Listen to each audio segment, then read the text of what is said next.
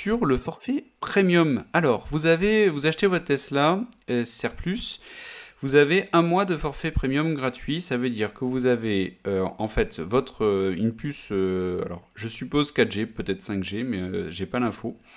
Salut bip bip, et qui permet comme ça d'avoir de la connexion.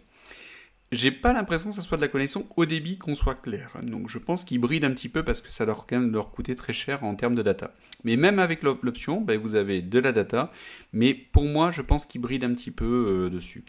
Si vous vous retrouvez en fait avec cette option-là, vous avez un abonnement Spotify qui est pris en charge également. Vous avez l'accès ensuite à ce qu'ils appellent le mode théâtre avec du Netflix, de séries et du YouTube. Ensuite, vous installez un petit site et vous allez avoir du Disney+, de l'Amazon Prime, enfin toutes les plateformes de streaming qui sont proposées. Si ça vous intéresse, je vous mettrai le lien dans le chat ou dans les commentaires pour ceux qui nous regardent sur YouTube. Et donc vraiment super intéressant là-dessus. Mais ce qu'il faut voir, c'est que dès que vous n'avez pas le mode premium, eh bien en fait, souvenez-vous de ma petite vue satellite que je vous montrais tout à l'heure. Hop, je vous remonte ça de suite. Eh bien en fait, vous aurez une vision, donc c'est ici. Vous aurez la possibilité d'avoir la navigation, vous aurez bien l'infotrafic, mais l'infotrafic ne sera pas affiché, donc il sera pris en compte pour les trajets, mais il n'est pas affiché à l'écran. Donc à l'écran, vous ne verrez pas les zones rouges qui vous indiquent l'infotrafic, les routes surlignées en rouge. Et vous n'aurez pas la vue satellite de Google Maps, vous aurez juste une vue, un plan cadastre en fait. Donc quand même moins intéressant, mais vraiment pas du tout bloquant. Pas du tout, du tout. Et vous avez tout ça sans utiliser le Wi-Fi de votre téléphone. Donc ça coûte 9,99 € par mois.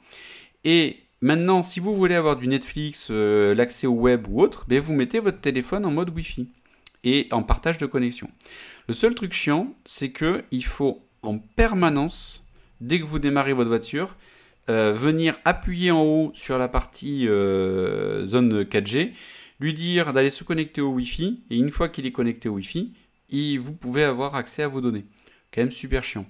Mais ça, c'est corrigé dans la prochaine mise à jour que je fais demain sur la voiture. Dès que vous démarrez, il perd le Wi-Fi. Et il faut remettre le Wi-Fi. Vous arrivez, vous aviez le Wi-Fi, vous arrêtez la voiture, il perd le Wi-Fi. Je ne sais pas si vous voyez le truc, quoi, c'est hyper chiant.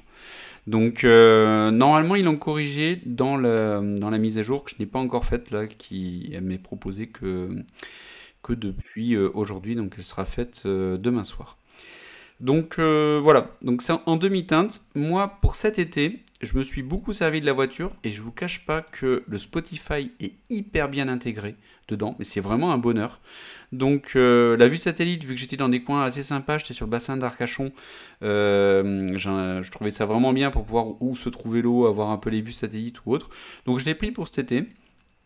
Et à la fin de l'été, où je vais arrêter de me servir de ma voiture pour de la plaisance, mais ça va être vraiment pour faire des allers-retours pour mon travail, ben je repasserai et j'enlèverai mon forfait premium, sachant que vous pouvez l'activer, le désactiver quand vous le souhaitez. Donc il n'y a pas d'engagement, c'est hyper souple. Franchement, je trouve ça très bien fait et je trouve que l'offre est un peu différenciante, qui peut déclencher pour ceux qui le souhaitent, mais plutôt à activer quand vous en avez véritablement besoin. Allez, le son. Eh bien, le son, moi, j'étais un petit peu déçu par le son. Alors, je vous explique. Moi, je viens d'un Renault Scénic. Alors, c'est un grand Scénic, qui était assez récent. Je crois que c'était un Scénic 4. Et je trouvais que le son, en fait, est moins bien. Mais j'aime du son avec des basses. J'aime bien les basses. Dans le Scénic, j'avais les basses à l'avant et les basses à l'arrière, au niveau des portes. J'ai pas de caisson de basse dans le coffre. Avec la Tesla, j'ai les basses à l'avant. Et je n'ai pas de basse en fait à l'arrière. Et c'est ça vraiment qui m'a manqué et que j'ai vraiment trouvé dommage. Attention, je vous parle de ma Tesla qui est un modèle SR+. Si vous prenez une Tesla Long Range et une Performance, vous avez plus d'enceintes et vous avez normalement un caisson de basse dans le coffre. Donc ce que je vous dis là, vous l'oubliez, ça ne concerne pas les autres modèles. Mais pour la SR+, il y a vraiment un cran en dessous. Donc le son est très bien, mais un peu sur ma faim, un peu dommage, et surtout c'est la spatialisation des basses que je vois hyper présente en avant, mais très peu présente en arrière, ce qui fait que ça ne me donne pas une spatialisation du son qui me plaît, et donc je trouve vraiment dommage, mais bon, ben, c'est le jeu aussi, hein, j'ai pas pris la long range, j'ai pas pris la performance, et ben je suis un petit peu en dessous au niveau du son. On se parlera par contre juste après pour regarder un film, et là c'est différent. Au niveau du son, je vous en ai parlé rapidement tout à l'heure, je vous le redis là, Spotify hyper bien intégré, c'est un bonheur à utiliser, mais c'est aussi hyper simple de mettre son téléphone. Alors moi j'ai un Apple en téléphone, mais pour le coup je me retrouve avec la possibilité de mettre directement mon téléphone, hop, je le pose, je lance un son sur mon téléphone, j'ai mon YouTube musique dessus, et hop, j'envoie sur la Tesla, je vois ici le retour sur l'écran, et je peux passer à la piste suivante, précédente, voilà, c'est vraiment hyper facile à utiliser. Au niveau de l'emplacement pour la recharge, ça fonctionne hyper bien. Et ça fait aussi que vous pouvez voir en permanence votre téléphone pendant que vous conduisez. Donc si vous voulez vous mettre un Waze en plus de votre Google Maps et que vous aimez le goût du risque, ben vous pouvez parfaitement le laisser. C'est juste en bas, en dessous en fait de l'écran et du pad.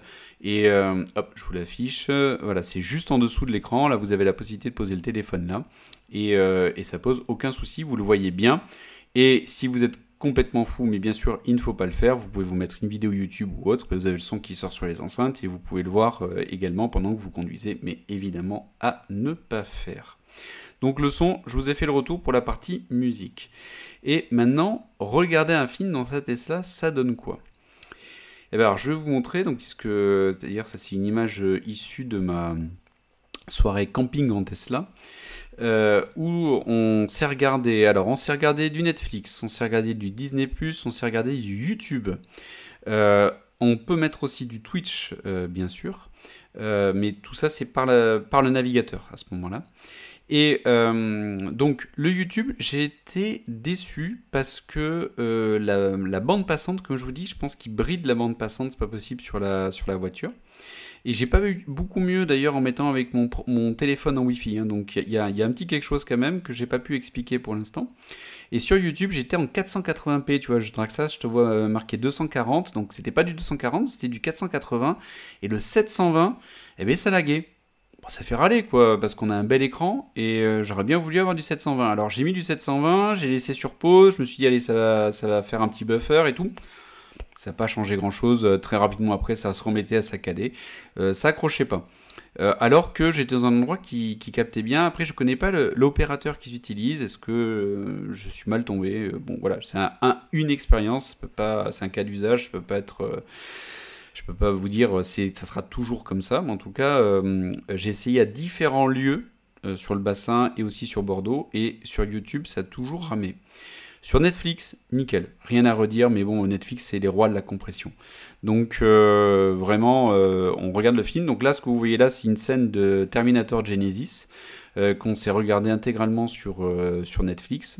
Et là, le système son, nickel, par contre. Parce que bon, j'ai pas besoin d'avoir le même environnement sonore que lorsque j'écoute de la musique par exemple, et là j'avais bien le son qui était bien présent, j'avais bien la gauche, la droite, un équilibre qui se créait, la spatialisation du son qui se créait, alors que j'ai pas toutes les enceintes qui sont activées puisque j'ai encore une fois que la SR+, et vraiment c'était nickel, on était dans le film, la taille de l'écran, on se dit c'est un 15 pouces, c'est pas hyper grand, mais en fait on est dedans, on est dessus, les fauteuils ont la possibilité de s'incliner quasiment allongé. Donc on était quasiment allongé avec du popcorn pour regarder Netflix. C'était nickel.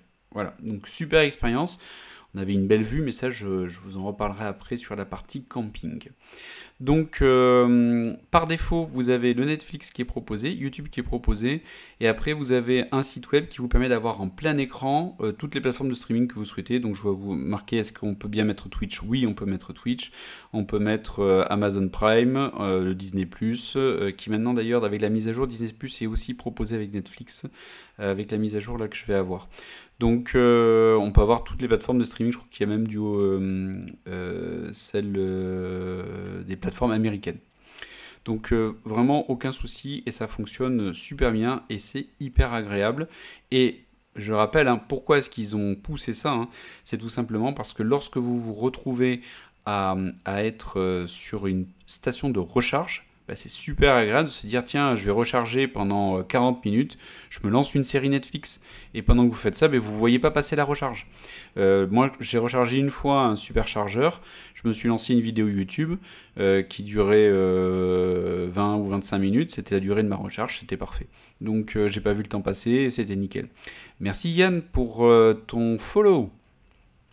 Donc vraiment super expérience avec les fauteuils super agréables que vous pouvez vachement personnaliser, les faire gonfler, les faire reculer ou autre.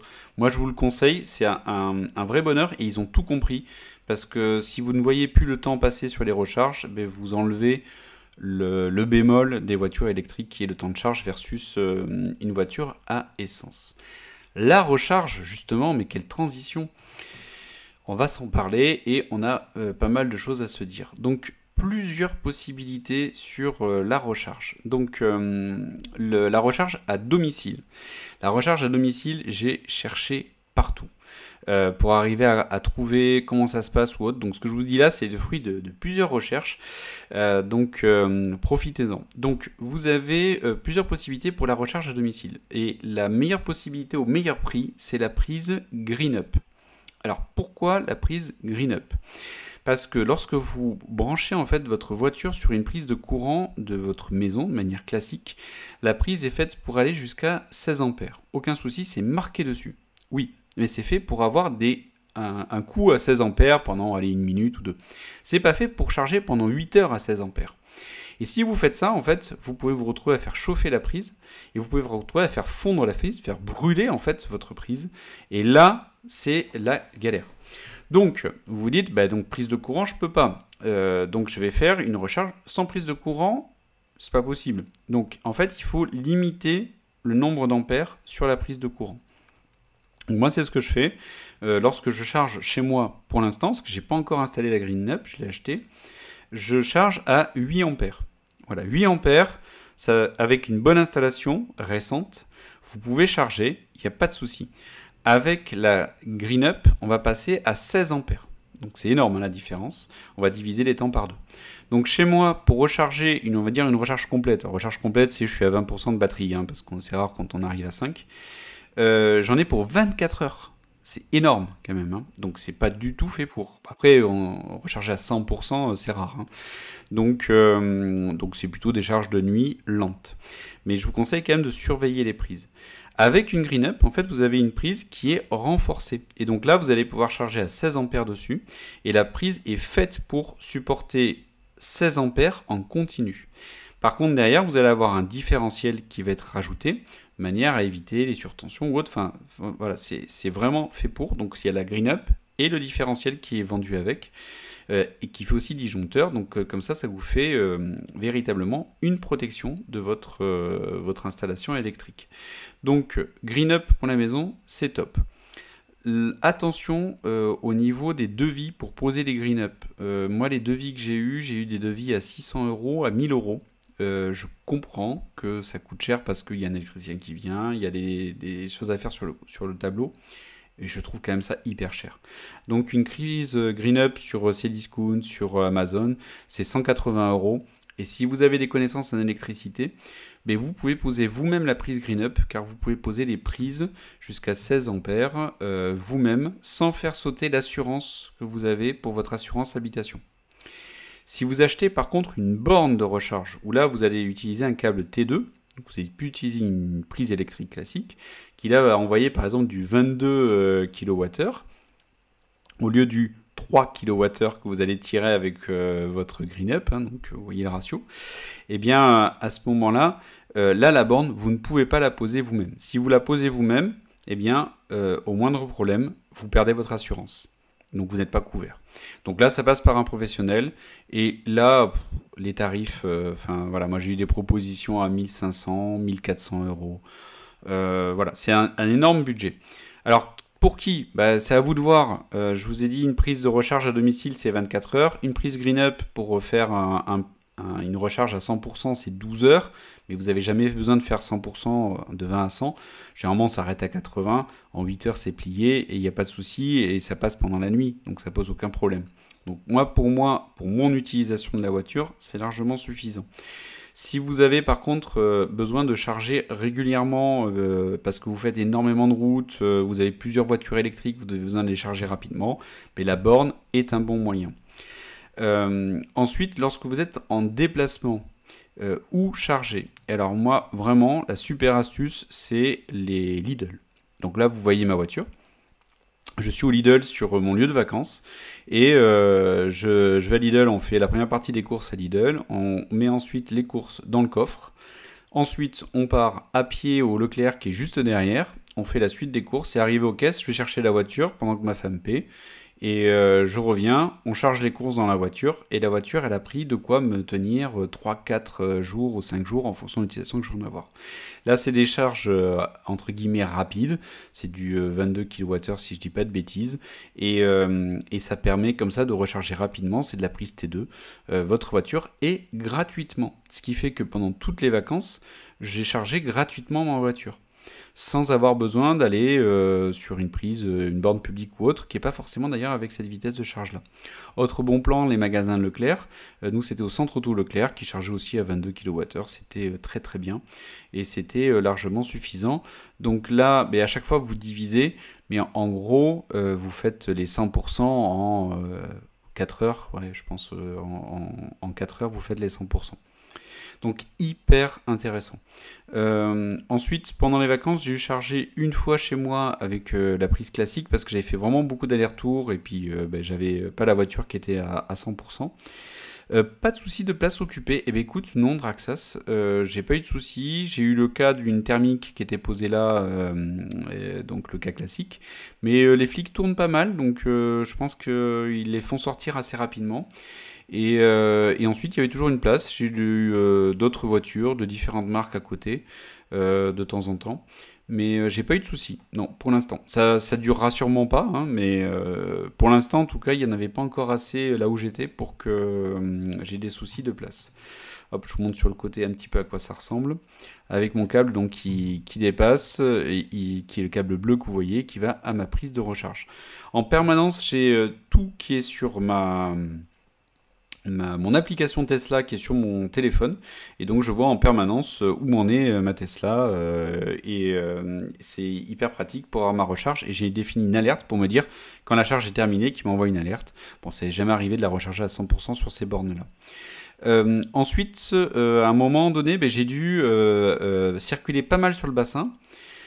Ensuite, j'ai pas pu recharger. J'ai dû partir sur Talence pour animer une émission.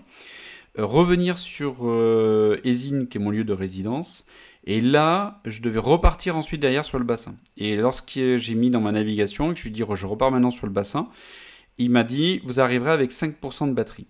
Et je me suis dit là je joue pas, je connais pas encore assez bien ma voiture pour ça, donc je ne repars pas. Il était par contre tard, parce qu'on c'était une émission qui était à 21h, le temps de rentrer, de faire de prendre les affaires dont j'avais besoin. Il était 1h du matin. Et je me suis dit, je vais pas m'envoyer 4 heures de charge, je vais pas m'envoyer 2 heures de charge, donc je me suis dit, je passe au superchargeur. On a de la chance sur Bordeaux, on a un superchargeur qui est à Mérignac, il est à 10 minutes de chez moi. Si vous allez et que vous avez l'intention d'aller à un superchargeur, il faut dire à la voiture que vous allez au superchargeur. Pourquoi? Vous vous mettez dans la navigation, vous dites je vais au superchargeur, et là, il prépare la batterie pour qu'elle puisse encaisser en fait la charge. Je suis arrivé au superchargeur de Mérignac en pleine nuit, il m'a donné le code pour la barrière, je rentre, je pose ma voiture, c'est d'autres voitures chargées. Je branche au superchargeur et en 20 minutes, je suis passé de 18% de batterie à 74% de batterie. Voilà, enfin, c'est royal. Donc en 20 minutes, c'était le temps de regarder ma petite vidéo YouTube dont je vous parlais tout à l'heure. Et ça, c'est génial, quoi. Donc, je sors ma batterie, je suis reparti. Et donc, effectivement, il était 1h du matin. Le temps d'arriver, c'était à 10 minutes de chez moi. Donc, j'ai mis 10 minutes pour arriver au superchargeur. 20 minutes de charge et je repartais. J'ai pris une demi-heure dans la vue. Bon, c'est rien, c'est normal. Et c'était moi qui n'avais pas suffisamment anticipé pour pouvoir avoir suffisamment de batterie. Donc, il faut vous le dire quand même, si vous passez sur l'électrique, il va falloir en permanence vous dire, il faut que j'anticipe quand même mes prochains déplacements. Donc là, je savais que j'avais pas mal de déplacements cette semaine. Je sais que ce week-end, je repars sur le bassin. Je vais faire 2 fois l'aller-retour sur le bassin. Donc c'est 45 minutes de route, 45 km, 45-50 km à chaque fois. 45 minutes de route. Ben, là, j'ai chargé la voiture à 100%. Je sais que je suis tranquille et que je vais pouvoir faire tous les allers-retours que je veux sans avoir aucun problème. Donc voilà pour la partie recharge. Donc vraiment, il n'y a aucun souci, mais pensez vraiment juste à vous dire, je dois quand même anticiper mes prochains déplacements pour pouvoir avoir la charge nécessaire. Et vraiment un des points qui était très important pour moi et que vous avez sûrement d'ailleurs vous aussi si vous dites c'est ma voiture principale, c'est on m'appelle pour me dire, parce que j'ai de la famille sur Paris, j'ai de la famille sur Paris qui est malade, il faut que j'aille les voir, il y a un souci ou autre. Eh bien, je sais que j'ai un superchargeur qui est à côté. J'y vais, en 20 minutes, j'ai largement de quoi partir sur l'autoroute, même si je suis à 5% de batterie. Et bien sûr, sur la route, je vais pouvoir m'arrêter. Alors, comment ça marche ces superchargeurs Roxy Juju, donc c'est les superchargeurs Tesla, je précise bien. Et donc, c'est génial, l'expérience. Enfin, Tesla, de toute façon, a tout basé sur l'expérience utilisateur, mais ils ont très bien réussi là-dessus. Puisque vous arrivez au superchargeur, vous avez dit dans l'autopilote, vous avez dit que vous allez au superchargeur. Accessoirement, il vous réserve une place, enfin, il va dire aux autres que la place est prise, enfin, c'est super bien fait. Vous arrivez, vous vous garez. Vous prenez votre comme la pompe à essence en fait, hein, et le câble qui arrive au superchargeur. Vous appuyez sur le bouton. Quand vous appuyez sur le bouton, la trappe s'ouvre. Et une fois que vous avez ouvert la trappe, ben, vous branchez votre superchargeur et c'est fini. Et vous repartez. Vous ne payez rien en direct. Tout ce que vous paierez, vous le payez en fait sur votre compte qui est donné. Et c'est la petite trappe qui est là qui vient s'ouvrir. Et là, vous utilisez les deux connecteurs pour qu'ils puissent envoyer toute la puissance. Donc c'est vraiment génial, vous ne payez rien, il n'y a pas de carte, il n'y a rien. Vous prenez votre câble, vous arrivez, vous appuyez sur le bouton, la trappe s'ouvre, vous branchez, vous retournez dans la voiture. On ne peut pas faire plus simple. Hello Mister SP. Donc vraiment hyper bien pensé. Donc je vois pas comment on peut faire plus simple. Moi j'ai eu droit à 1500 km de superchargeur gratuit jusqu'à la fin de l'année parce que j'étais parrainé par quelqu'un. Si vous avez besoin et que vous cherchez un parrain, évidemment je vous laisserai mon code de parrainage. Allez, comment nettoyer la Tesla? Alors c'était vraiment la petite anecdote. Avant j'avais un Renault Scénic. Mon Renault Scénic en fait il y a des courbes dans tous les sens. Alors, bien sûr c'est un SUV, c'est pas le même type, donc c'est normal. Mais pour nettoyer c'était quand même chiant en fait. Il y avait des petites parties partout pour arriver à nettoyer. Bah, sur ma Tesla, c'est beaucoup plus rapide. Et surtout, c'est le toit vitré qui est, je trouve, très pratique pour arriver à nettoyer la voiture. Et qui, lorsque c'est sali, bah, se nettoie beaucoup plus facilement. Donc le retour, en tout cas, d'expérience sur le nettoyage, vraiment top au niveau de la carrosserie, du toit ou autre. Après, je suis pas un maniaque, hein, donc je suis pas celui qui va nettoyer la voiture toutes les semaines. Je respecte, mais c'est pas mon cas. Et vraiment hyper simple quoi. Le toit vitré est de série, ouais, Traxxas, et c'est vraiment génial, surtout pendant la soirée camping, là on en a bien profité, et c'est vraiment top. Donc c'est entièrement vitré. Je vous montrerai, j'ai plein de photos, je vous montrerai tout à l'heure avec les barres de toit. Et ensuite, pour le nettoyage intérieur, on a des tapis qui sont fournis maintenant avec des modèles chinois. Avant, avec les modèles californiens, il n'y avait pas de tapis qui étaient inclus. Les tapis sont très bien sur les tapis. L'avantage, c'est que les fauteuils reculent extrêmement bien. Donc, on peut nettoyer vraiment très très bien. Ils s'avancent aussi beaucoup. Ouais, désolé. Et donc, on peut très bien aussi nettoyer. Donc, c'est vraiment top. Donc, le nettoyage, ça se fait vite et ça se fait bien. C'est ce que j'aime bien faire, en tout cas, moi, sur les voitures.